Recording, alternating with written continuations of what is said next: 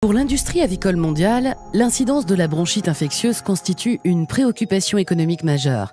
Cette maladie extrêmement contagieuse et répandue tire son nom de ses manifestations respiratoires initiales, mais touche également l'appareil urogénital. Elle est à l'origine de mauvaises performances chez le poulet d'élevage et d'une baisse de la production d'œufs, ainsi que de l'altération de la qualité interne et externe des œufs chez les poules reproductrices et pondeuses.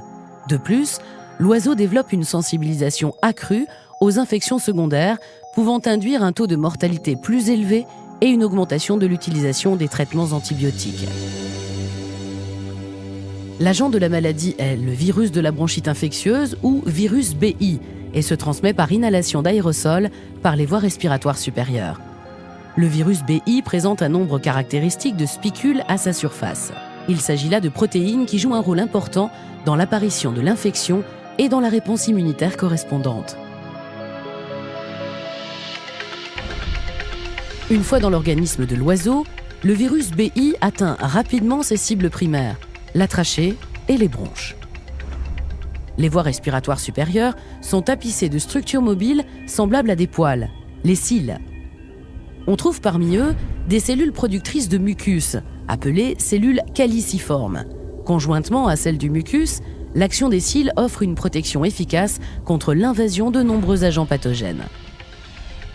Cependant, chez les oiseaux non protégés, le virus BI est capable de franchir cette barrière naturelle et de se fixer aux cellules présentes à la surface de la trachée. Ce faisant, il utilise ces spicules pour se fixer aux récepteurs de la membrane cellulaire.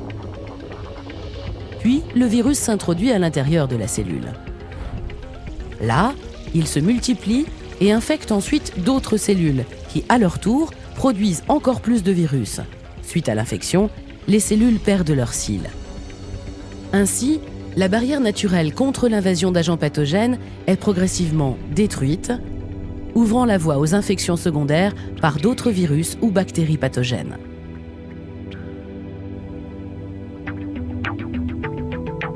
La fixation initiale aux récepteurs présents à la surface de la membrane cellulaire, au moyen des spicules présents à la surface du virus de la bronchite infectieuse, est une étape décisive dans l'apparition de l'infection.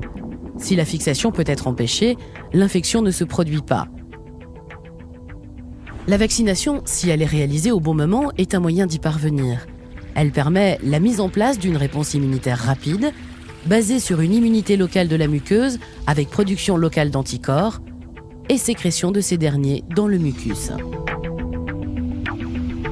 Cette réponse immunitaire est en mesure d'empêcher la fixation du virus de la bronchite infectieuse sur la cellule. En se fixant aux spicules, les anticorps locaux produits par la vaccination préviennent l'infection.